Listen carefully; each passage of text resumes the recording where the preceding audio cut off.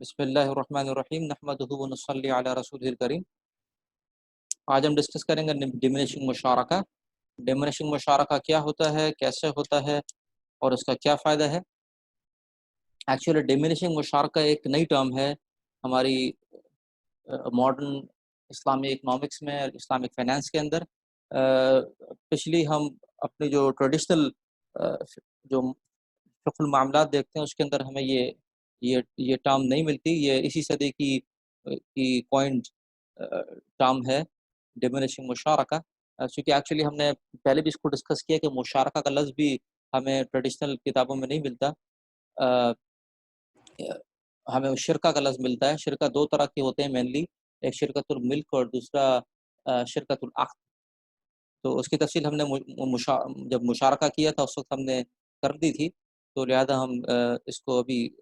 Repeat نہیں کرتے۔ تو اسی شرکہ سے ہم نے ایک ٹرم اخذ کی ہے جس سے کہ ہم نے کہا کہ مشارکہ۔ عام طور پر جب مشارکہ کہا جاتا ہے تو اس سے مراد ہوتی ہے کہ کسی بزنس انٹرپرائز کے اندر، کسی بزنس میں کسی انٹرپرائز کے اندر آپس میں پارٹنرشپ ہے اور ایک بزنس وینچر ہے۔ تو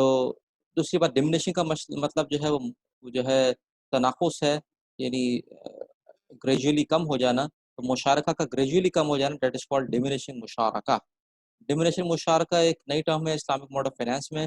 اور مشارکہ کے مطلب وہی شیئرنگ اور پارٹنرشپ کے ہی ہیں، جبکہ ڈیمینشنگ مشارکہ کا مطلب ہے کہ selling of shares gradually to the partner in joint enterprise, کہ آہستہ آہستہ اپنے شیئرز کو ایک پارٹنر دوسرے پارٹنر کو بیچتا چلا جاتا ہے۔ تو ڈیمینشنگ مشارکہ ایک کانٹریکچوئل ریلیشن ہے، مثلا دو پارٹنرز کے درمیان میں، جیسے کہ مشارکہ ہوتا ہے، لیکن اس میں ایک چیز یہ شامل ہو جاتی ہے کہ ون آف دی پارٹنرز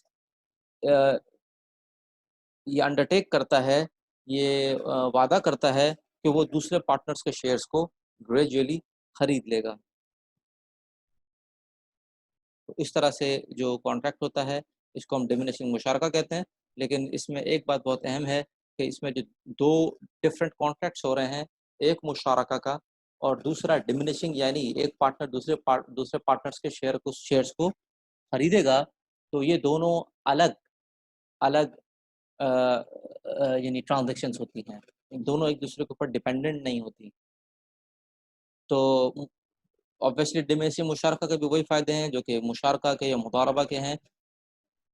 یہ ربا بیس فائنینسنگ کا آلٹرنیٹ ہے، اور اس کے ذریعے سے منی مارکیٹ میں آتی ہے، منی سرکولیٹ کرتی ہے، اور اس سے بہت سے لوگوں کے لیے روزگار میسر ہوتا ہے۔ اور ایک اور اس کا فائدہ یہ ہے کہ ایک پارٹنر جس کے پاس فوری طور کے اوپر فنڈز اویلیبل نہیں ہے، وہ شارٹ آف فنڈ ہے اس کے پاس، تو وہ دوسرے شخص کو اپنا پارٹنر بنا کر بزنس ایکٹیویٹی کر سکتا ہے، اور اس کا جو فائدہ ہے، اس اکنامک ایکٹیویٹی کا فائدہ وہ دونوں پارٹنرز کو مل جاتا ہے، اور جس کے پاس جو شارٹ آف فنڈ تھا وہ آہستہ آہستہ اپنے پارٹنرز کے شیئر کو بھی خرید لیتا ہے۔ اس سے یہ فائدہ ہو جاتا ہے۔ جبکہ اگر ہم محض مضاربہ دیکھتے ہیں تو ہمیں مضاربہ میں یہ نظر آتا ہے کہ ایک ہی پارٹنرز کے شیئرز ہوتے ہیں through out the contractual period, اور جیسے ہی مضاربہ ٹرمینیٹ ہوتا ہے تو جو جتنے بھی ایسٹس ہیں لیکوڈ فارم میں یا ریئل ایسٹس کی فارم میں، سارے کے سارے وہ رب المال ہی کے شمار کیے جاتے ہیں۔ اسی طرح جب مشارکہ کو ہم دیکھتے ہیں کہ جب بزنس ٹرمینیٹ کرتا ہے تو جس پرسنٹیج کے ساتھ ان ہوئے تھے اسی پرسنٹیج کے ساتھ بزنس سے آؤٹ ہو جاتے ہیں۔ جبکہ ڈیمینشنگ مشارکہ میں یہ فائدہ ہو جاتا ہے کہ ایک پارٹنر دوسرے پارٹنرز کے جب تک پارٹنرشپ چل رہی ہے اور آہستہ آہستہ ایک پارٹنر دوسرے پارٹنرز کے شیئرز کو خریدتا چلا جاتا ہے۔ تو ہم یوں کہہ سکتے ہیں کہ ڈیمینشنگ مشارکہ کی کانٹریکچوئل ریلیشن کس طرح بنتی ہے کہ اس پارٹنرشپ کے اندر مثلا دو پارٹنرز ہوتے ہیں، ایک کو ہم میجر فائنینسر بھی کہہ سکتے ہیں جو کہ پوٹینشیل سیلر ہوگا، جو کہ اپنے شیئرز کو دوسرے پارٹنر کو بیچ دے گا، اور جو دوسرا جو پارٹنر ہے ہم اس کو مائنر فائنینسر بھی کہہ سکتے ہیں، جو کہ پوٹینشیلی بائر ہوگا، جس کی انٹینشن یہ ہوگی کہ میں جو اپنا دوسرا پارٹنر ہے جو کہ جس کا زیادہ شیئر ہے، میں اس سے آہستہ آہستہ شیئرز اپنے خرید لوں گا۔ اور یہ دونوں مل کر ایک پراپرٹی کو اون کرتے ہیں یا کسی اکوپمنٹ کو اون کرتے ہیں یا کسی بزنس کے اندر پارٹنرشپ کرتے ہیں، اس نیت کے ساتھ کہ ایک پارٹنر یعنی اسپیشلی عمومی طور پہ جو مائنر فائنینسر ہے وہ اپنے میجر فائنینسر کے شیئرز کو آہستہ آہستہ خرید لے گا۔ تو ڈیمونیشن مشارکہ کی چونکہ ایک کانٹریکٹ ہے، تو لہذا اس کو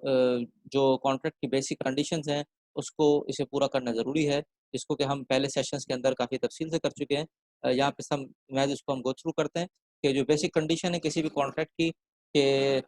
فری ول کے ساتھ کانٹریکٹ ہوگا، زبردستی نہیں ہو سکتا، اور ریئل ایسٹس کے اندر ہوگا یا سروسز ہوں گی، اور کیپیبلٹیز آف پارٹنرس کے اندر اتنی صلاحیت اور سمجھ اور شعور اور ہونا چاہیے، اور یعنی اس بزنس کی بھی سمجھ ہونی چاہیے، اور ہوش و حواس میں بھی ان کا ہونا چاہیے کہ وہ جس چیز کے اندر کانٹیکٹ کر رہے ہیں وہ اس بات کو سمجھتے ہوں، اور ایگزسٹنس آف پارٹنر ان کا وجود ضروری ہے۔ تو لہذا پارٹنرس کی ڈیتھ کے اوپر یہ پارٹنرشپ بھی ختم ہو جائے گی۔ تو اس کانٹریکچل ریلیشن کے اندر ڈیمنیشنگ مشارکہ کے اندر کیپٹل کو جو شیئر کریں گے اس کی ڈفرینٹ شکلیں بن سکتی ہیں۔ یہ ساری وہی شکلیں ہو سکتی ہیں جو کہ مشارکہ کی ہوں گی، جیسے کہ کیش لا سکتے ہیں، مثلا دو پارٹنرز ہیں تو کیش لا سکتے ہیں، کموڈیٹیز لا سکتے ہیں، لیکن اس کو ہوموجینس ہونا ضروری ہے، یعنی ذوی الامثال ہونا ضروری ہے، اور جو کیش لا رہے ہیں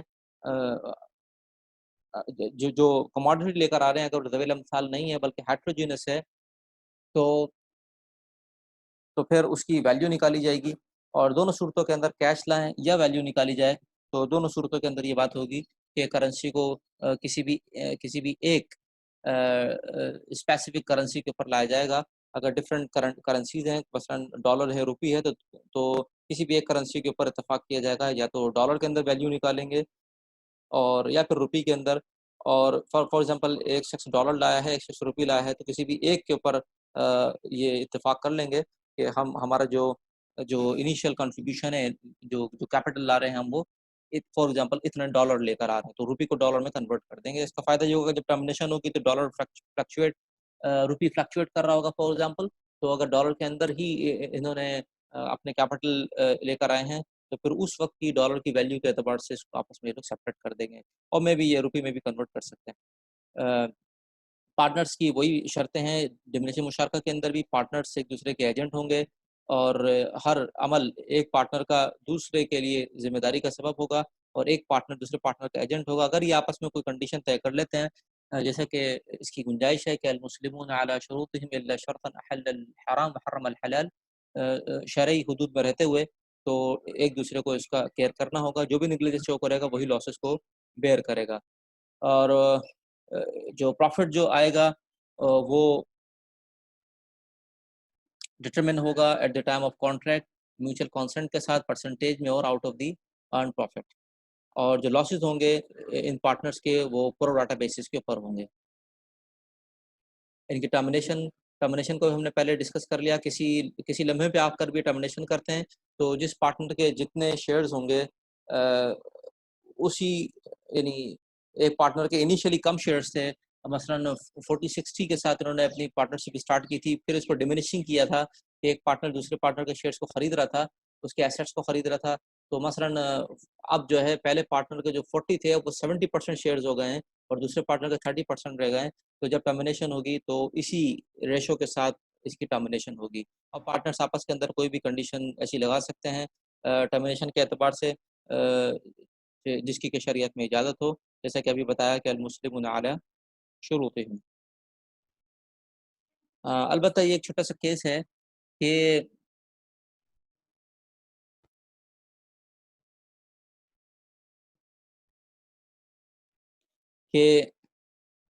لیکویڈیشن یا ڈسٹریبیوشن آف دی ایسٹس کو اس وقت تک نہیں کیا جائے گا جب تک کہ جو میجر فائنینسر ہے وہ اس کی اجازت نہ دے۔ کیا ایسا کیا جا سکتا ہے کہ نہیں؟ تو اس کو آپس کی میوچل کانسنٹ سے طے کیا جا سکتا ہے اگر دونوں پارٹنر مل کے یہ طے کر لیتے ہیں کہ اس کا اختیار جو ہے میجر فائنینسر کو دے رہے ہیں، کہ اگر کسی موقع کے اوپر ٹرمینیشن کرنی پڑی یا ڈیزالو کرنی پڑی اس پارٹنرشپ کو، تو اس کی لیکویڈیشن یا ڈسٹریبیوشن کی جائے گی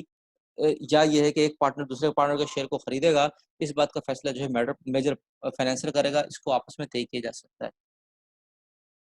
اور یہ بھی ہو سکتا ہے کہ جو مائنر اگر ٹرمینیشن کا ٹائم آ جائے تو میجر فائنینسر کو اس بات کا اختیار دیا جائے کہ وہ مائنر پارٹنرز کے شیئرز کو خرید لے، اور یہ بھی آپس میں طے کر سکتے ہیں کہ مائنر پارٹنر فورس نہیں کرے گا میجر فائنینسر کو، یعنی میجر پارٹنر کو، کہ وہ بزنس کو لیکویڈیٹ کرے۔ تو اگر یہ آپس میں ان چیزوں کو طے کر لیتے ہیں تو پھر اس کو فالو کیا جائے گا،